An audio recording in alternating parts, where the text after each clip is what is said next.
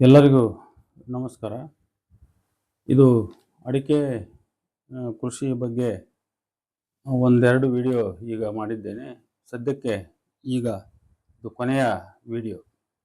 ಅಂದರೆ ಈ ಹಿಂದೆ 2 ವಿಡಿಯೋಗಳಲ್ಲಿ ಹೇಳದೇ ಇರತಕ್ಕಂಥ ಕೆಲವು ಮಾಹಿತಿಗಳನ್ನು ಈ ವಿಡಿಯೋದಲ್ಲಿ ಹೇಳ ಬಯಸಿದ್ದೇನೆ. ಮೊದಲನೇದಾಗಿ, ಈಗ ನಾವು ಸಸಿಗಳನ್ನು ನಾಟಿ ಮಾಡಿದ ಮೇಲೆ ಏನು ಮಾಡಬೇಕಂದ್ರೆ, ಒಂದು ಸಸಿ ನಾಟಿ ಮಾಡಿ ಒಂದು 15ರಿಂದ 20 ದಿವಸ ಬಿಟ್ಟ ಮೇಲೆ, ಅಂದರೆ ಒಂದು ಸರಿ 2 ಸರಿ ನಾವು ನೀರು ಕೂಡಿಸಿರ್ತೀವಿ, ಅಂದರೆ ನೀರು ಹಾಯಿಸಿರ್ತೀವಿ. ನೀರು ಹಾಯಿಸಿ ಒಂದು 15 ದಿವಸ 20 ದಿವಸ ಬಿಟ್ಟ ಮೇಲೆ ಆ ಸಸಿಗಳ ಸುತ್ತ ಕಾಲಿನಿಂದ ಬಿಗಿಯಾಗಿ ತುಳಿಸ್ಬೇಕು. ತುಳಿಸ್ತಕ್ಕಂಥ ಅವಶ್ಯಕತೆ ಯಾಕಿದೆ ಅಂದರೆ, ನಾವು ಸಸಿ ಹಚ್ಚಿದಾಗ ಈ ಪ್ಯಾಕೆಟನ್ನು, ಅಂದರೆ ಪಾಲಿಥಿನ್ ಪ್ಯಾಕೆಟನ್ನು ಬಿಚ್ಚಿ ಸಸಿಯ ಒಳಗಡೆ ಇಟ್ಟು ನಾವೇನು ಮಣ್ಣು ಹಾಕಿರ್ತೀವಿ, ಅದು ಬಿಗಿಯಾಗಿ ಭೂಮಿಗೂ ಮತ್ತು ಸಸ್ಯಕ್ಕೂ ಪರಸ್ಪರ ಕನೆಕ್ಷನ್ ಕರೆಕ್ಟ್ ಆಗಿರಲ್ಲ. ಅದು ಸಡಿಲ ಇರ್ತೈತಿ, ಸಸಿಗಳು ತಕ್ಷಣ ಅಂಟಿಕೊಳಲ್ಲ. ಆ ಕಾರಣಕ್ಕಾಗಿ ಸಸಿಗಳನ್ನು ನಾಟಿ ಮಾಡಿದ ಮೇಲೆ ಒಂದು 15-20 ದಿವಸ ಬಿಟ್ಟ ಮೇಲೆ, ವಿತಿನ್ 1 ಮಂತ್, ಒಟ್ಟು 1-2 ಸಾರಿ ನಾವು ನೀರು ಕಟ್ಟಿದ ಮೇಲೆ ಏನು ಮಾಡಬೇಕು, ಆ ಸಸಿಗಳ ಸುತ್ತ ಕಾಲಿನಿಂದ ತುಳಿಸ್ಬೇಕು. ಮೊದಲನೇದಾಗಿ ಹೆಬ್ಬೆರಳು ಸಂದಿಗೆ ಸಸಿಯ ಬಡ್ಡೆಯನ್ನಿಟ್ಟು ತುಳಿಬೇಕು. ಆಮೇಲೆ ಅದ್ರ ಸುತ್ತ ಒಂದು ಗೇಣು ಸುತ್ತ ಸ್ವಲ್ಪ ಕಾಲಿನಿಂದ ಲೈಟಾಗಿ ಪ್ರೆಸ್ ಮಾಡಬೇಕು. ಇದು ಮೊದಲನೇ ಕೆಲಸ.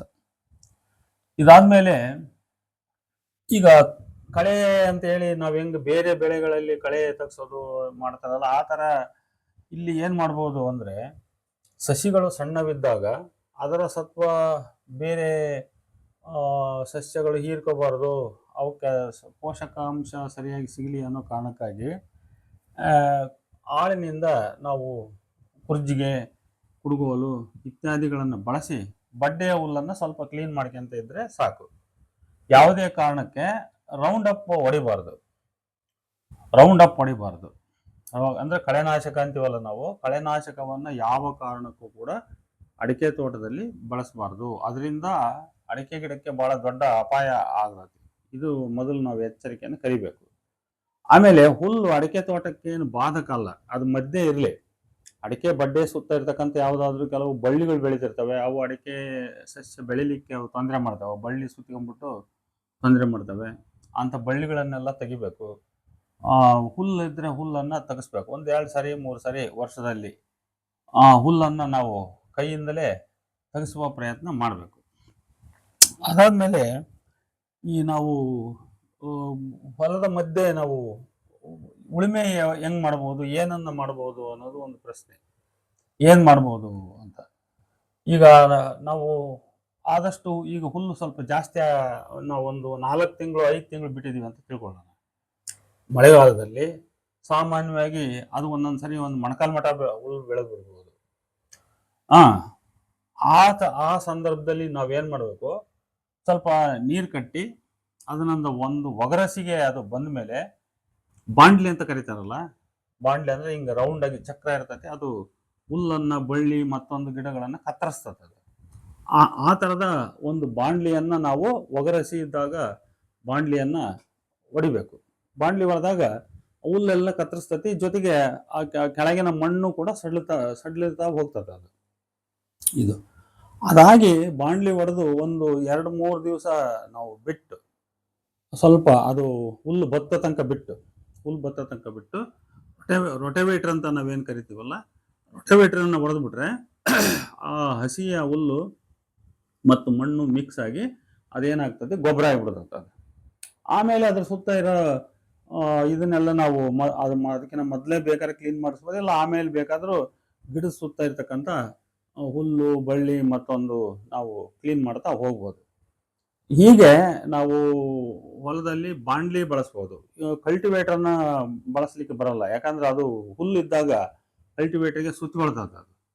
ಆಮೇಲೆ ಗಿಡಗಳು ಸಣ್ಣವಿದ್ದಾಗ, ಅಂದರೆ ಅವು ಇನ್ನೂ ಸದ್ಯಕ್ಕೆ ಒಂದು 2 ಅಡಿ 3 ಅಡಿ ಒಳಗೆ ಇದ್ದಾವೆ ಅಂದಾಗ, ಅವಿನ್ನು ಹೆಚ್ಚು ಬೇರು ಜಾಸ್ತಿ ವಿಸ್ತರಿಸ್ಕೊಂಡಿರಲ್ಲ. ಆ ಸಂದರ್ಭದಲ್ಲಿ ಮಾತ್ರ ಮಧ್ಯಕ್ಕೆ ಅಂದ್ರೆ ಗಿಡದಿಂದ ಸುಮಾರು ಒಂದು ಅಡಿ ಬಿಟ್ಟು ಒಂದು ಅಡಿ ಬಿಟ್ಟು ದೂರದಲ್ಲಿ ಸ್ವಲ್ಪ ನಮ್ದು ನೆಲ ಬಿಗುವಾಗಿದೆ ಅಂತ ನಮಗೆ ಕಂಡು ಬಂದ್ರೆ ನಮ್ಮ ನೆಲ ಬಿಗುವಾಗಿದೆ ಅನ್ನೋದು ಕಂಡು ಬಂದ್ರೆ ಈ ಬಲರಾಮ್ ಅಂತ ಹೊಡಿತಾರಲ್ಲ ಆ ಬಲರಾಮ್ ಅನ್ನ ಹೊಡಿಬಹುದು. ಬಲರಾಮ್ ಹೊಡೆದ್ಬಿಟ್ಟು ಆಮೇಲೆ ರೋಟೋವೇಟರ್ನ ಹೊಡಿಬಹುದು. ಇದು ಒಂದು ಪದ್ಧತಿ. ಆದ್ರೆ ಯಾವ ಕಾರಣಕ್ಕೂ ಗಿಡದ ಒಂದಡಿ ಒಳಗಡೆಗೆ ಹೋಗ್ಬಾರ್ದು. ಯಾಕಂದ್ರೆ ಅದ್ರ ಬೇರು ಕತ್ತರಿಸಬಾರ್ದು. ಅಡಿಕೆ ಬೇರು ಕತ್ತರಿಸಬಾರ್ದು. ಅಡಿಕೆ ಬೇರು ಕತ್ತರಿಸದಂತೆ ನಮ್ಮ ಉಳುಮೆಯನ್ನ ನಾವು ನೋಡ್ಕೋಬೇಕು. ಆಮೇಲೆ ಅಡಿಕೆ ತೋಟದಲ್ಲಿ ಹೆಚ್ಚು ಉಳುಮೆ ಮಾಡ್ತಕ್ಕಂಥ ಪ್ರಸಂಗ ಬರಲ್ಲ. ಅದನ್ನು ಮಾಡೋದ ಅಷ್ಟೊಂದು ಅವಶ್ಯಕತೆ ಇಲ್ಲ. ಗಿಡಗಳು ಸಣ್ಣವಿದ್ದಾಗ ಮಾತ್ರ ಸ್ವಲ್ಪ ನಾವು ಏನೋ ಹೆಚ್ಚು ಮಾಡಿದ್ರೆ ನಡೀತದೆ. ಆದ್ರೆ ಗಿಡ ದೊಡ್ಡವಾಗ್ತಾ ನಾವು ಆದಷ್ಟು ಕಲ್ಟಿವೇಶನ್ ಅನ್ನು ಅವಾಯ್ಡ್ ಮಾಡಬೇಕು. ವರ್ಷದಲ್ಲಿ 1-2 ಸರಿ ಮಾಡಿದ್ರೆ ಬೇಕಾದಷ್ಟು ಆಯ್ತದೆ. ಆಯಾ ಅವಶ್ಯಕತೆ ಸಂದರ್ಭಕ್ಕೆ ಅನುಗುಣವಾಗಿ, ಉದಾಹರಣೆ ಈಗ ನಮ್ದು ಒಂದು 3 ವರ್ಷದ ಗಿಡ ಇದೆ ಅಂತ ತಿಳ್ಕೊಳ್ಳೋಣ. ಒಂದು 8 ಅಡಿ 10 ಅಡಿ 6 ಅಡಿ ಹಿಂಗೆಲ್ಲ ಬೆಳೆದಿದೆ ಗಿಡ ಅಂತ. ಈಗ ನೀರು ಕಟ್ಕೊಂತ ಹೋಗಿರ್ತೀವಿ. ಹೊಲದಲ್ಲಿ ಈಗ ಒಳಗಡೆ ಏನಾಗಿದೆ, ಹುಲ್ಲು ಹೆಚ್ಚಾಗಿ ಬೆಳೆದಿದೆ. ಹುಲ್ಲು ಬೆಳೆದಿದೆ, ಗಿಡ ಬೆಳೆದಿದೆ, ಬಡ್ಡೆ ಇನ್ನು ಬೇರೆ ಎಲ್ಲ ಬೆಳೆದಿದ್ದಾವೆ ಅಂತ ತಿಳ್ಕೊಳ್ಳೋಣ. ಅವಾಗ ಕೆಲವೊಮ್ಮೆ ಅವು ಬಾಂಡ್ಲಿಗೆ ಕತ್ತರಿಸ್ಲಿಕ್ಕೆ ಆಗದಂತ ಇವು ಇದ್ರೆ ನಾವು ಮನುಷ್ಯರು ಗುದ್ಲಿಯಿಂದ ಅದನ್ನ ತೆಗೆದಾಕ್ತಕ್ಕಂಥದ್ದು. ಅದಾದ್ಮೇಲೆ ಆ ಹುಲ್ಲನ್ನ ನಾವು ನೀರು ಬಿಟ್ಟು ಒಂದು ಒಗರಸಿಗೆ ಬರ್ಬೇಕು. ಅದು ಒಗರಸಿಗೆ ಬಂದಾಗ ಬಾಂಡ್ಲಿಯನ್ನ ಒಂದೊಂದು ಸಾಲಿನಲ್ಲಿ 2-2 ಸಾರಿ ಬಿಡಿಸಿ ಹೊಡಿಬೇಕು. ಬಾಂಡ್ಲಿ ಬಿಡುವಾಗಲೂ ಕೂಡ ಯಾವುದೇ ಕಾರಣಕ್ಕೆ ಗಿಡದಿಂದ ದೂರ 1-1.5 ಅಡಿ ದೂರದಲ್ಲಿ ಇರ್ಬೇಕು ಹೊರತು ಹತ್ರ ಯಾವ ಕಾರಣಕ್ಕೂ ಹೋಗಬಾರದು. ಆ ರೀತಿ ಹೊಡಿಸಿ ಆಮೇಲೆ ರೋಟೋವೇಟರ್ನ ಹೊಡಿಸಿದಾಗ ಆ ಹುಲ್ಲು ಮತ್ತು ಮಣ್ಣು ಮಿಕ್ಸ್ ಆಗಿ ಅದು ಒಂದು ಗೊಬ್ಬರ ಆಗ್ತದೆ. ಈ ರೀತಿ ನಾವು ಹೊಲದಲ್ಲಿ ಕಲ್ಟಿವೇಶನ್ ಅನ್ನ ನಾವು ಮಾಡೋದನ್ನ ಕಲಿಬೇಕು. ಇದಾದ್ಮೇಲೆ ನಾವು ಈಗ ಗೊಬ್ಬರ ಕೊಡೋದ್ರ ಬಗ್ಗೆ ಹೇಳಿದೆ. ನಾನಂತೂ ಸಗಣಿ ಗೊಬ್ಬರ ಕೊಟ್ಟಿರೋದು. ನಾವು ಬೇರೆ ಯಾವುದೇ ಡಾಕ್ಟರ್ ಸಾಯಿಲ್ಲು ಇತ್ಯಾದಿ ಏನೀಗ ಕೆಲವು ಪ್ರಚಾರಗಳು ಮಾಡ್ತಾರಲ್ಲ, ಆ ಪ್ರಚಾರದ ಗೀಳಿಗೆ ನಾವು ಯಾವ ಕಾರಣಕ್ಕೂ ಹೋಗಿಲ್ಲ. ಅದರಿಂದ ನನ್ನ ವೈಯಕ್ತಿಕ ಅನುಭವ ನಾನು ಹೇಳೋದು, ಒಳ್ಳೆಯ ಸಗಣಿ ಗೊಬ್ಬರವನ್ನು ನಾವು ಕೊಡಬೇಕು. ಗೊಬ್ಬರ ಕೊಡುವಾಗ ಹೆಂಗ್ ಕೊಡಬೇಕು ಅನ್ನೋದು ಪ್ರಶ್ನೆ ಬರ್ತೈತಿ. ಅದಕ್ಕೊಂದು ಗುಣಿಸುತ್ತು ಮಾಡಿಸ್ಬೇಕು. ಅಂದ್ರೆ ಗಿಡದಿಂದ ಸುಮಾರು 1 ಅಡಿ ದೂರದಲ್ಲಿ, 1 ಅಡಿ 1.5 ಅಡಿ ದೂರದಲ್ಲಿ ಆದಷ್ಟು ಬೇರು ಕತ್ತರಿಸದಂತೆ ನೋಡ್ಕೋಬೇಕು. ಒಂದೊಂದು ಗಿಡಗಳು ಬೇರು ಭಾಳ ಬಂದ್ಬಿಟ್ಟಿರ್ತವೆ. ಅವಾಗ ಅದನ್ನ ಸ್ವಲ್ಪ ಜಾಸ್ತಿ ದೂರಕ್ಕೆ ತಗೋಬೇಕು. ಬೇರು ಹತ್ರ ಬಂದಿಲ್ಲ ಅಂದ್ರೆ ಸ್ವಲ್ಪ 1 ಅಡಿ ದೂರದಲ್ಲಿ ಮಾಡಿದ್ರೆ ನಡೆಯುತ್ತೆ. ಒಂದು 4-6 ಬಳ್ಳು ಅಗಲ, ಒಂದು 4-5 ಬಳ್ಳು ಒಳಗಡೆಗೆ ನಾಟು ಇಳಿಯುವಂತೆ ಗುದ್ಲಿಯಿಂದ, ಅಗಲ ಬಾಯಿಯ ಗುದ್ಲಿಗಳು ಏನಿರ್ತಾವ ಅಗಲ ಬಾಯಿಯ ಗುದ್ಲಿಯಿಂದ ಸುತ್ತ ಒಂದು ಗುಣಿ ಸುತ್ತನ್ನು ಮಾಡಿಸ್ಬಿಟ್ಟು ಅದರೊಳಗೆ ನಾವು ಗೊಬ್ಬರ ಸುತ್ತ ಬಡ್ಡಿಗೂ ಬೀಳೋ ರೀತಿಯಲ್ಲಿ ಮತ್ತು ಆ ಗುಣಿ ಒಳಗೂ ಬೀಳೋ ರೀತಿಯಲ್ಲಿ ಸಗಣಿ ಗೊಬ್ಬರ ಹಾಕಿಸಿ ಅದೇ ಮಣ್ಣನ್ನು ಅದ್ರ ಮೇಲಕ್ಕೆ ಹಾಕ್ಸ್ಬೇಕು. ಮಣ್ಣು ಮುಚ್ಚಿಬಿಡ್ಬೇಕು ಅದನ್ನು. ಇದು ಅಥವಾ ನಾವು ಬೇರೆ ಮಣ್ಣು ಏನಾದ್ರೂ ಏರಿಸಿದೀವಿ ಅದೇ ಸಂದರ್ಭದಲ್ಲಿ ಅಂದ್ರೆ ಹಿಂಗೂ ಮಾಡಬಹುದು. ಅದನ್ನ ಈಗ ಗುಣಿ ಸುತ್ತು ನಾವು ತೆಗಿಸಿದ್ವಿ, ಅದ್ರ ಸುತ್ತ ಒಳಗಡೆಗೆ ಗೊಬ್ಬರ ಹಾಕ್ಸಿದೀವಿ, ಅದೇ ಟೈಮಲ್ಲಿ ನಾವು ಕೆಂಪು ಮಣ್ಣನ್ನು ಹೇರಿಸಿದೀವಿ ಅಂದ್ರೆ ಆ ಕೆಂಪು ಮಣ್ಣು ಅದ್ರ ಮೇಲೆ ಮುಚ್ಚೋ ರೀತಿಯಲ್ಲಿ ಒಂದೊಂದು ಪುಟ್ಟಿ ಸುರಿಸ್ಬೋದು. ಆಮೇಲೆ 2 ಸಸ್ಯದ ಮಧ್ಯೆ ಕೆಂಪು ಮಣ್ಣು ಹಾಕ್ಬೋದು. ಗಿಡಗಳು ದೊಡ್ಡವಾದಂತೆ ನಾವು ಬಡ್ಡಿಗೆ ಮಣ್ಣು ಹಾಕೋ ಅವಶ್ಯಕತೆ ಬರೋದೇ ಇಲ್ಲ. ಆಮೇಲೆ ನಾವು ಹಂಗೆ ಬಡ್ಡೆ ಸುತ್ತ ಅಥವಾ ಮಧ್ಯೆ 2 ಗಿಡದ ಮಧ್ಯೆ ಬರೋ ರೀತಿ ಬೇರೆ ಮಣ್ಣನ್ನು ನಾವು ಹಾಕ್ತಾ ಹೋಗ್ಬೋದು. ಅದು ಆಮೇಲೆ ನಾವು ಇದು ರೋಟೋವೇಟರ್ ಮತ್ತೊಂದು ಹೊಡೆಸಿದಾಗ ಆ ಮಣ್ಣು ಎಲ್ಲ ಕಡೆ ಅದು ಮಿಕ್ಸ್ ಆಗ್ತಾ ಹೋಗ್ತದೆ. ಇಷ್ಟು ಮಾಡಿದ್ರೆ ಅದು ಸಾಕದು. ಅದಾದ್ಮೇಲೆ ಈ ಕೆಲವು ಗಿಡಗಳು ಸ್ವಲ್ಪ ಒಂದೇ ಲೆವೆಲ್ಗೆ ಎಲ್ಲ ಕೆಲವೊಮ್ಮೆ ಬೆಳೆಯಲ್ಲ. 90% 80% ಬೆಳಿತವೆ. ಒಂದು 10% 20% ನಾವು ಹಿಂದೆ ಮುಂದೆ ಹಚ್ಚಿದವು ಸ್ವಲ್ಪ ಸಣ್ಣ ಗಿಡಗಳು ಇರ್ತವೆ. ಅಂದ್ರೆ ಅವು ಈ ಮೊದಲು ಚೆನ್ನಾಗಿ ಕುಂತಂತ ಗಿಡಗಳ ಲೆವೆಲ್ಗೆ ಅದೇ ರೀತಿ ಫಾಸ್ಟ್ ಆಗಿ ಅವು ಬೆಳೆದಿರಲ್ಲ. ಕೆಲವೊಮ್ಮೆ ಯಾವ ರೋಗ ಬಿದ್ದು ಹೋಗಿರ್ತವೆ. ಹಿಂಗೇನೋ ಆದಾಗ ನಾವು ಹಿಂದೆ ಹಚ್ಚಿರ್ತಕ್ಕಂಥ ಗಿಡಗಳು ಸ್ವಲ್ಪ ಬೆಳವಣಿಗೆ ಕಡಿಮೆ ಇರ್ತದೆ, ಕುಂಠಿತ ಇರ್ತೈತಿ. ಆಗ ನಾವೇನ್ ಮಾಡ್ಬೋದು ಅಂದ್ರೆ ಅವುಗಳನ್ನ ಆದಷ್ಟು ಸ್ವಲ್ಪ ಜೋರಾಗಿ ಎಬ್ಬಿಸ್ಕೊಳ್ಳಿಕ್ಕೆ ಪ್ರಯತ್ನ ಮಾಡಬೇಕು. ಜೋರಾಗಿ ಎಬ್ಬಿಸ್ಕೊಳ್ಳೋ ಪ್ರಯತ್ನ ಅಂದ್ರೆ ಈ ಒಂದು ಸಗಣಿ ಗೊಬ್ಬರ ಅದೆಲ್ಲ ಹಾಕಿರ್ತೀವಿ ನಿಜ, ಆದ್ರೂ ಕೂಡ ಸ್ವಲ್ಪ ಸರ್ಕಾರಿ ಗೊಬ್ಬರ ಗಿಡದಿಂದ ಒಂದ್ ಸ್ವಲ್ಪ ದೂರದಲ್ಲಿ, ಒಂದ್ ಗೇಣು 1 ಅಡಿ ದೂರದಲ್ಲಿ ಒಂದ್ ಸ್ವಲ್ಪ ಕೆದರಿಬಿಟ್ಟು, ಅಂದ್ರೆ ಗುದ್ಲಿಯಿಂದ ಯಾವ್ದಾದ್ರೂ 2 ಕಡೆಗೆ ಕೆದರಿ ಅದರೊಳಗೆ ಒಂದು ಸ್ವಲ್ಪ ಸ್ವಲ್ಪ ಒಂದು 100 ಗ್ರಾಮು ಈ ರೀತಿ ಅಂಥ ಗಿಡಗಳಿಗೆ ಅದು ಬಹಳ ವಿರಳವಾಗಿ ಕೊಡಬಹುದು. ಏನು ತೊಂದರೆ ಏನಿಲ್ಲ. ಅದರಿಂದ ಗಿಡಗಳು ಸ್ವಲ್ಪ ಚೆನ್ನಾಗಿ ರಿಕವರಿ ಆಗಿ ತಕ್ಷಣ ಎದ್ದೇಳ್ತವೆ. ಆಮೇಲೆ ಈಗ ಬೇಸಿಗೆಯಲ್ಲಿ ಗಿಡಗಳಿಗೆ ಸುಣ್ಣ ಹಚ್ಚಿಸ್ತಕ್ಕಂಥದ್ದು ಬಹುಶಃ ಎಲ್ಲರೂ ಅಡಿಕೆ ಗಿಡ ತೋಟ ನೋಡಿದಿರಿ ನೀವು. ಇದು ಫೆಬ್ರವರಿ ತಿಂಗಳು, ಪ್ರತಿ ವರ್ಷ ಫೆಬ್ರವರಿ ತಿಂಗಳು ಬಂತಂದ್ರೆ ಅಲ್ಲಿಂದ ಬಿಸಿಲು ಜಾಸ್ತಿ ಆಗ್ತಾ ಹೋಗ್ತತಿ. ಮಕರ ಸಂಕ್ರಾಂತಿ ಮುಗಿದ ಮೇಲೆ ಬಿಸಿಲು ಜಾಸ್ತಿ ಆಗ್ತಾ ಹೋಗ್ತತಿ. ಆ ಬಿಸಿಲು ಬಡ್ಡೆಗೆ ಬಿದ್ದು ಸುಟ್ಟು ಬಡ್ಡೆ ಕ್ರ್ಯಾಕ್ ಆಗೋ ಚಾನ್ಸ್ ಇರ್ತತಿ. ಈ ಕಾರಣಕ್ಕೆ ಬಹಳಷ್ಟು ಕೃಷಿಕರು ಏನು ರೂಢಿ ಮಾಡ್ಕೊಂಡಿದ್ದಾರೆ ಅಂದ್ರೆ ಬಡ್ಡೆಗೆ ಸುಣ್ಣ ಹಚ್ತಾರೆ. ಈಗ ನಾವು ಯಾರು ಡ್ರಿಪ್ ಮಾಡಿರ್ತಾರೆ, ಹಾಸ್ ನೀರು ಬಿಡ್ತಾರೆ, ಅವ್ರು ಬಡ್ಡಿಗೆ ಸುಣ್ಣ ಹಚ್ಚಿಸ್ತಾರೆ. ಸುಣ್ಣ ನಿಲ್ತದ, ಅದು ಏನಾಗಲ್ಲ. ಆದ್ರೆ ಜೆಟ್ ಮಾಡಿದವ್ರಿಗೆ ಅಂದ್ರೆ ಸ್ಪ್ರಿಂಕ್ಲರ್ ಮಾಡಿದವ್ರಿಗೆ ಸುಣ್ಣ ನಿಲ್ಲಲ್ಲ. ಸುಣ್ಣ ಅದು ಹೊರಟೋಗ್ಬಿಡ್ತದ. ಅದು ಯಾವ ಕಾರಣಕ್ಕೂ ಅದು ಸುಣ್ಣ ನಿಲ್ಲೋದಿಲ್ಲ. ಅದಕ್ಕೆ ನಾನು ಅಳವಡಿಸ್ಕೊಂಡ ಒಂದು ಮೆಥಡ್ ಈಗ 2 ಸಾರಿ ಮಾಡಿರೋದು ಏನು ಅಂದ್ರೆ, ಈ ಬೇಸಿಗೆಗೆ ಡಯಾಂಚು ಬಹಳ ಒಳ್ಳೆಯದು. ಡಯಾಂಚು, ಸೆಣಬನ್ನು ಮಳೆಗಾಲಕ್ಕೆ ಹಾಕ್ರಿ ಅಂತಾರೆ. ನಾನು ಬೇಸಿಗೆಗೆ ಈ ಸುಣ್ಣ ಹಚ್ಚೋ ಬದ್ಲಿ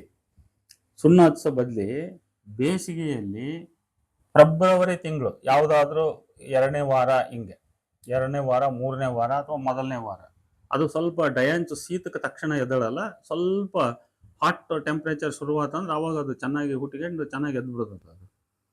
ಅದು ಎಕರೆಗೆ ಮೊದಲು 25 kg ಕೊಡ್ತಾ ಇದ್ರೆ ಈಗ 20 kg ಕೊಡ್ತಾರೆ. ಅದ್ರ ಜೊತೆಗೆ ಒಂದು ಪ್ರಮಾಣ, ಈ ಉದಾಹರಣೆ ಒಂದು 2 ಎಕರೆಗೆ ನಾವು ಒಂದು 40 kg ಬೀಜ ತಂದೀವಿ ಅಂತಂದ್ರೆ ಒಂದು 30 kg, ಅದಕ್ಕೆ ಒಂದು 30 kg 40 kg ಬೇಡ, ಒಂದು ಚೀಲ ಅಷ್ಟು ಗೊಬ್ಬರವನ್ನ ಮಿಕ್ಸ್ ಮಾಡ್ಕೊಂಡ್ಬಿಟ್ಟು ಇದನ್ನ ರೊಟೇವೇಟರ್ ಹೊಡೆದು ಆ ರೊಟೇವೇಟರ್ನ ಹಿಂದೆ ಬೀಜವನ್ನ ಹೆಂಗ್ ಈರುಳ್ಳಿ ಚೆಲ್ತಾರಲ್ಲ ಆ ರೀತಿ ಹೊಲದಲ್ಲಿ ಈರುಳ್ಳಿ ಚೆಲ್ಲೋ ರೀತಿಯಲ್ಲಿ ಬೀಜವನ್ನ ಚೆಲ್ಲಿಬಿಡೋದು. ಒಬ್ರಿಗೆ ಕೆಲವ್ರಿಗೆ ಕೈ ಹದ ಚೆನ್ನಾಗಿರ್ತತಿ. ಈ ಕಡೆ ದಾವಣಗೆರೆ ಭಾಗದಲ್ಲಿ ಗದ್ದೆಗೆ ಗೊಬ್ಬರ ಹಾಕ್ತಾರಲ್ಲ, ಅವರು ಆ ಹಿಡಿತದಲ್ಲಿ ಬೀಜ ಚೆಲ್ತಾರೆ. ನಮ್ಮ ಬಯಲುಸೀಮೆ ಕಡೆ ಈರುಳ್ಳಿ ಬೀಜ ಚೆಲ್ಲಿದ ರೂಢಿ ಇರ್ತದೆ ಕೆಲವರಿಗೆ. ಅದೇ ರೀತಿ ಈರುಳ್ಳಿ ಬೀಜ ಯಾವ ರೀತಿ ಚೆಲ್ತಾರೋ ಅದೇ ರೀತಿಯಲ್ಲಿ ಡಯಾಂಚ್ ಬೀಜವನ್ನ ಚೆಲ್ಲಿ ನಾವು ನೀರನ್ನು ಕಟ್ಟಿದ್ರೆ, ನೋಡಿ ಇಲ್ಲಿ ನೀರು ಕಟ್ಟುವಾಗ ಡಯಾಂಚ್ ಬೀಜ ಚೆಲ್ಲಿದಾಗ ಹಾಸ್ ನೀರು ಕಟ್ಟಿದ್ರೆ ಸರಿಯಾಗಿ ಹುಟ್ಟಲ್ಲ.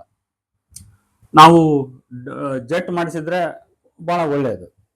ಇನ್ನು ಡ್ರಿಪ್ ಮಾಡಿಸಿದ್ರೆ ಪೂರ ನೀರು ಹರಡಿಕೊಳ್ಳಂಗೆ ಬಿಡಬೇಕು. ಅದರಿಂದ ಡ್ರಿಪ್ಪು ಮಾಡಿಸಿದ್ರೆ ಹೆಚ್ಚು ನೀರು ಹರಡಿಕೊಳ್ಳೋ ತನಕ ಬಿಡಬೇಕು. ಹಾಸ್ ನೀರು ಬಿಟ್ರೆ ಸರಿಯಾಗಿ ಹುಟ್ಟಲ್ಲ, ಅದು ಬೀಜ ಎಲ್ಲಿ ಬೇಕೋ ಅಲ್ಲಿ ಹರ್ಕೊಂಡು ಹೋಗುತ್ತೆ. ಇನ್ನು ಇದು ಯಾವುದೋ ಸ್ಪ್ರಿಂಕ್ಲರ್ ಆದ್ರೆ ಬಹಳ ಚೆನ್ನಾಗಿ ಹುಟ್ಟುತ್ತೆ. ಯಾಕಂದ್ರೆ ಮಳೆ ಹನಿ ನೀರು ಬಿದ್ದಂಗೆ ಬೀಳ್ತದಲ್ಲ, ಒಂದ್ ಸಾರಿ ಬಿಟ್ಟು ಅದು 5 ದಿವಸ ಕೊಡುತ್ತದೆ. ಇವತ್ತು ನಾವು ಬೀಜ ಚೆಲ್ಲಿದೀವಿ, ಬೀಜ ಚೆಲ್ಲಿದ್ಮೇಲೆ ಇವತ್ತು 1 ದಿವಸ ನೀರು ಬಿಡ್ತೀವಿ. ನೀರು ಬಿಟ್ಟು ಇನ್ನು 3 ದಿವಸ ಅಥವಾ 4 ದಿವಸ ಆದ್ಮೇಲೆ ಮತ್ತೊಂದ್ಸರಿ ತಕ್ಷಣ ನೀರು ಬಿಟ್ಬಿಡ್ಬೇಕು. ಅಥವಾ 2-3 ದಿನ ಬಿಟ್ಟು ಮತ್ತೊಂದ್ಸರಿ ನೀರು ಬಿಟ್ಬಿಡ್ಬೇಕು. ಅವಾಗ ಅದು ಚೆನ್ನಾಗಿ ಉಟ್ಕೊಂಡ್ಬಿಡ್ತದೆ. ಉಟ್ಕೊಂಡ್ಮೇಲೆ ಆಮೇಲೆ ಮುಂದೆ ಅದಕ್ಕೆ ನೀರು ಬಿಡೋದು ಇದ್ದೇ ಐತೆ. ಆಮೇಲೆ ಅದು ಸುಮಾರಾಗಿ ಒಂದು ಮೊಳದಷ್ಟು ಆದ್ಮೇಲೆ ಅದಕ್ಕೆ ಒಂದಿಷ್ಟು ಗಟ್ಟಿ ಗೊಬ್ಬರ ಜೊತೆಗೆ ಸ್ವಲ್ಪ ಯೂರಿಯಾ ಮಿಕ್ಸ್ ಮಾಡಿ ಅದನ್ನ ಮತ್ತೆ ನಾವು ಅದ್ರೊಳಗೆ ಚೆಲ್ಲಿಬಿಟ್ರೆ ಆ ಡಯಾಂಚ್ ಚೆನ್ನಾಗಿ ಬೆಳ್ಕೊಂತತಿ. ಅದ್ರ ಜೊತೆಗೆ ಡಯಾಂಚ್ ಮುಖಾಂತರ ಸ್ವಲ್ಪ ನಾವು ಅಡಿಕೆ ಗಿಡಕ್ಕೆ ಸರ್ಕಾರಿ ಗೊಬ್ಬರ ಕೊಟ್ಟಂಗೆ ಆಗ್ತದೆ. ಹಂಗಾಗಿ ಅಲ್ಲಿ ಏನಾದ್ರೂ ಪೋಷಕಾಂಶದ ಕೊರತೆ ಗಿಡಗಳಿಗಿತ್ತಂದ್ರೆ ಅಡಿಕೆ ಗಿಡಗಳಿಗೆ ಅದು ಮೇಂಟೈನ್ ಆಗಿ ಗಿಡಗಳು ಹಚ್ಚ ಹಸಿರಾಗಿರ್ತವೆ. ಇದರಿಂದ ಅಂದ್ರೆ ಅವು ಹೆಚ್ಚು ಕಡಿಮೆ ಒಂದು 5 ಅಡಿ 6 ಅಡಿವರೆಗೂ ಡಯಾಂಚ್ ಬೆಳೀತದೆ. ಅದು ಕೆಲವರು ಅದನ್ನ 60 ದಿನಕ್ಕೆ ಕಟ್ ಮಾಡ್ರಿ ಅಂತ ಹೇಳ್ತಾರೆ. ಅಂದ್ರೆ ಗೊಬ್ಬರ ಮಾಡ್ಕೊಳ್ಳೋ ದೃಷ್ಟಿಯಿಂದ ಅದನ್ನ 60 ದಿನಕ್ಕೆ ಕಟ್ ಮಾಡ್ರಿ ಅಂತ ಹೇಳ್ತಾರೆ ಅವರು. ನಾವು ಗೊಬ್ಬರ ದೃಷ್ಟಿಯಿಂದ ಹಾಕಲ್ಲ, ಅದು ಗೊಬ್ಬರದ ವಿಚಾರ ಸೆಕೆಂಡರಿ. ಅದು ನಮಗೆ ಏನ್ ಬೇಕಂದ್ರೆ ಅದರಿಂದ ನೆರಳು ಬೇಕು, ಅಡಿಕೆ ಗಿಡಗಳಿಗೆ ನೆರಳು ಬೇಕು. ಆ ಹಾಟ್ ಟೆಂಪರೇಚರ್ನ ರೆಡ್ಯೂಸ್ ಮಾಡಬೇಕು. ಬಡ್ಡೆಗೆ ಸೂರ್ಯನ ಬಿಸಿಲು ಶಾಖ ಜಾಸ್ತಿ ಬೀಳಬಾರದು. ಈ ಉದ್ದೇಶಕ್ಕಾಗಿ ನಾವು ಡಯಾಂಚ್ ಹಾಕ್ತಾ ಇರೋದ್ರಿಂದ ನಾವೇನ್ ಮಾಡ್ಬೋದು, ಅದನ್ನ 2-3 ತಿಂಗಳು ಈಗ ನಾವು ಬಿಟ್ಟಿದೀವಿ, ಇನ್ನೂ ನಾನು ಕಟ್ ಮಾಡಿಸಿಲ್ಲ. ಯಾಕಂದ್ರೆ ಈ ಮೇ ತಿಂಗಳಲ್ಲಿ ಇನ್ನೂ 9-10ನೇ ತಾರೀಕುವರೆಗೂ ಬಿಸಿಲು ಜಾಸ್ತಿ ಇರ್ತೈತಿ ಅಂತ ವಾತಾವರಣ ಇಲಾಖೆ ಹೇಳಿರೋ ಕಾರಣಕ್ಕಾಗಿ ಅದನ್ನ ಹಾಗೆ ಬಿಟ್ಟಿದೀವಿ. ಇನ್ಮೇಲೆ ನಾವು ಅದನ್ನ ಕ್ಲೀನ್ ಮಾಡಿಸ್ತೀವಿ. ಯಾವ ತರ ಅಂತಂದ್ರೆ ಅದನ್ನ ಮಲ್ಚರ್ ಹೊಡಿಸ್ಬಿಡೋದು. ಈಗ ಡಯಾಂಚ್ ದೊಡ್ಡದಾಗಿ ಬೆಳೆದಿರ್ತೈತಿ, ಅದನ್ನ ಮೊದಲಿಗೆ ಸ್ವಲ್ಪ ನೆಲ ಗಟ್ಟಿ ಆಗಂಗೆ ಸ್ವಲ್ಪ ನೀರು ಕಟ್ಟೋದು ನಿಲ್ಲಿಸ್ಬಿಟ್ಟು ನೆಲ ಗಟ್ಟಿ ಆದಾಗ ಮಲ್ಚಾರನ್ನು ಒಡಿಸೋದು. ಮಲ್ಚಾರ್ ಹೊಡೆಸಿದಾಗ ಅದೆಲ್ಲ ಪುಡಿ ಪುಡಿ ಆಗಿಬಿಡೋದು ಅದು ಕೆಳಗಡೆ. ಮಲ್ಚಾರ್ ಹೊಡೆಸಿ ಏನು ಮಾಡೋದು, ನೀರು ಕಟ್ಟೋದು, ನೀರು ಬಿಡೋದು. ನೀರು ಬಿಟ್ಟ ಮೇಲೆ ಸ್ವಲ್ಪ ಒಗರಾಸಿಗೆ ಬಂದ ಮೇಲೆ ಅಲ್ಲಿ ನಾನು ಹೇಳಿದೆಲ್ಲ ಆಗಲೇ ಬಾಣ್ಲಿ ಹೊಡಿಬೋದು. ಬಾಣ್ಲಿ ಹೊಡೆದು 1-2 ದಿವಸ ಬಿಟ್ಟ ಮೇಲೆ ರೋಟೋವೇಟರ್ ಹೊಡಿಬೋದು. ನೋಡಿ ಆವಾಗ ಏನಾಗ್ತತಿ, ಆ ಇಡೀ ಡಯಾಂಚಿನ ಕಾಂಡಗಳು, ಎಲೆಗಳು ಅವೆಲ್ಲವೂ ಮಣ್ಣಿನಲ್ಲಿ ಸೇರ್ಕೊಂತ ಹೋಗ್ತವೆ. ಆವಾಗ ಅದು ಅದರ ಗೊಬ್ಬರ ಆಗ್ತಾ ಹೋಗ್ತತಿ, ಮಣ್ಣು ಕೂಡ ಅದಕ್ಕೆ ಬರ್ತದೆ. ನೋಡಿ ಈ ರೀತಿ ನಾವು ಈ ಡಯಾಂಚು ಹಾಕ್ಬೋದು, ಸೆಣಬು ಹಾಕ್ಬೋದು.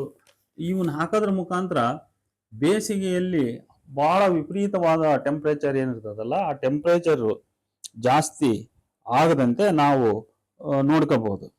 ಆಮೇಲೆ ಆಗಲೇ ನಾನು ಒಂದ್ಸರಿ ಹೇಳಿದೆ, ಹೆಚ್ಚು ಕಲ್ಟಿವೇಶನ್ ಮಾಡ್ತಕ್ಕಂಥ ಅಡಿಕೆ ಗಿಡದಲ್ಲಿ ಹೆಚ್ಚು ಕಲ್ಟಿವೇಶನ್ ಮಾಡ್ತಕ್ಕಂಥ ಅವಶ್ಯಕತೆ ಬರೋದಿಲ್ಲ. ಅದನ್ನ ಮಾಡಬಾರ್ದು. ಈಗ ಆದಷ್ಟು ಹುಲ್ಲು ಗಿಡದ ಸುತ್ತ ಇದ್ರೆ ನಾವು ಕೈಲಿಂದ ತೆಗಿಸ್ಬೋದು. ಇನ್ನೂ ಒಂದು ಮೆಥಡ್, ನಾವು ಮನೆಯಲ್ಲಿ ಮಾಡೋ ತಾಕತ್ತಿದೆ, ನಾವು ಮಾಡ್ತಿದೀವಿ ಅನ್ನೋದಾದ್ರೆ ಒಂದು ಬ್ರಷ್ ಕಟರ್ ಮಷಿನ್ ಅನ್ನ ನಾವು ತಂದಿಟ್ಕೊಂಡ್ರೆ ಗಿಡದ ಸುತ್ತ ಬೆಳಿತಕ್ಕಂಥ ಹುಲ್ಲು, ಈಗ ಉದಾಹರಣೆ ನಾವು ಗುಣಿ ಸುತ್ತ ಮಾಡ್ಸಕ್ ಹಚ್ಚಿದೀವಿ ಅಂತ ತಿಳ್ಕೊಳ್ಳೋಣ. ಆ ಗುಣಿ ಸುತ್ತ ಮಾಡಿಸಕ್ ಹಚ್ಚಿದಾಗ ಬಡ್ಡೆ ಸುತ್ತ ಹುಲ್ಲಿದ್ರೆ ಗುಣಿ ಸುತ್ತ ಮಾಡೋರಿಗೆ ಅದು ಸರಿಯಾಗಲ್ಲ.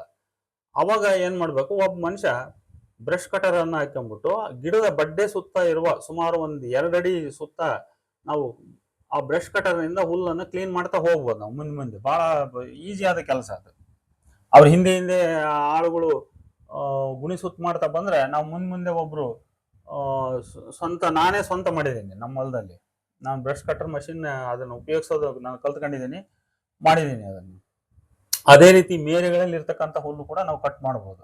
ಇದ್ರ ಮೇಲೆ ಏನೋ ಬಹಳ ಗಿಡದಿಂದ ತುಂಬಾ ದೂರ ಇದೆ, ಬಹಳಷ್ಟು ದೊಡ್ಡ ಪ್ರಮಾಣದ ಹುಲ್ಲು ಬೆಳೀತೈತೆ ಅಂದ್ರೆ ಅಲ್ಲಿ ಮಾತ್ರ ಒಂದ್ ಸ್ವಲ್ಪ ನಾವು ಈ ರೌಂಡ್ ಅಪ್ ಅನ್ನ ಉಪಯೋಗಿಸಬಹುದು. ಅದು ಗಿಡಕ್ಕೆ ತಾಕದಂತೆ ಕೇವಲ ಹುಲ್ಲು, ಅಂತವಿಂತವು ಕೆಲವು ಮುಳ್ಳು, ಕೆಲವು ಒಳಮುಚ್ಚಗ ಅಂತ ಕರಿತೀವಲ್ಲ, ಆ ತರದ ಒಳಮುಚ್ಚಗ, ಮುಟ್ಟಿದ್ರೆ ಮನಿ ಅಂತ ಕೆಲವು ಕಡೆ ಅಂತಾರೆ, ಅದು ವಿಪರೀತ ಕಾಡ್ತದೆ ಕೆಲವು ಎರೆನೆಲಗಳಲ್ಲಿ. ಅಲ್ಲೆಲ್ಲ ಅಂತ ಕಡೆ ಸ್ವಲ್ಪ ನಾವು ಈ ರೌಂಡ್ ಅಪ್ನ ಪ್ರಯೋಗವನ್ನು ಮಾಡಿ, ಅದು ಗಿಡಕ್ಕೆ ಯಾವುದೇ ಕಾರಣಕ್ಕೂ ಟಚ್ ಆಗದಂತೆ, ಹತ್ರ ಬರದಂತೆ, ಕೇವಲ ಮೇರೆಯ ಹುಲ್ಲನ್ನು ಮಾತ್ರ ನಿಯಂತ್ರಣ ಮಾಡಕ್ಕೆ ಅಷ್ಟಕ್ಕೆ ಮಾತ್ರ ನಾವು ಉಪಯೋಗಿಸ್ಕೋಬಹುದು ಹೊರತು ಯಾವ ಕಾರಣಕ್ಕೂ ಅಡಿಕೆ ಹೊಲದಲ್ಲಿ ಉಪಯೋಗಿಸಬಾರದು.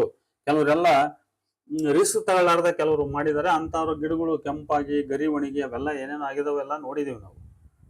ಅದರಿಂದ ಈ 3 ವರ್ಷದವರೆಗೆ ಇಷ್ಟು ಪೋಷಣೆ ಮಾಡ್ಕೊಂಡು ಇದ್ರೆ ಸಾಕು. ಅದ್ರ ಮುಂದೆ ನನಗೆ ಮತ್ತೆ ಅನುಭವ ಬಂದಾಗ ನಾನು ಮತ್ತೆ ಮುಂದಿನ ವಿಡಿಯೋಗಳನ್ನು ಮಾಡ್ತೀನಿ. ಸದ್ಯಕ್ಕೆ ಇಷ್ಟು ಮಾಹಿತಿಯನ್ನು ನೀಡಿ ತಮಗೆ ಏನು ಉಪಯೋಗವೋ, ಅನುಭವಸ್ಥರು ಕೇಳ್ಬೋದು, ಅನುಭವ ಇಲ್ಲದವರು ಕೇಳ್ಬೋದು. ನನ್ನ ಅನುಭವಗಳು ಯಾವ್ಯಾವ ಉಪಯುಕ್ತವೋ ಅವುಗಳನ್ನು ತಾವು ಸ್ವೀಕರಿಸ್ತೀರಿ, ಉಳಿದವನ್ನ ಕೈ ಬಿಡ್ರಿ. ತಮಗೆ ಗೊತ್ತಿರೋ ವಿಚಾರ ಅಥವಾ ಬೇಡ ಅನ್ನೋ ವಿಚಾರವನ್ನು ಕೈ ಬಿಡ್ರಿ ಅಂತ ಹೇಳ್ತಾ ಇಲ್ಲಿಗೆ ನಮಸ್ಕಾರ. ವಿಡಿಯೋ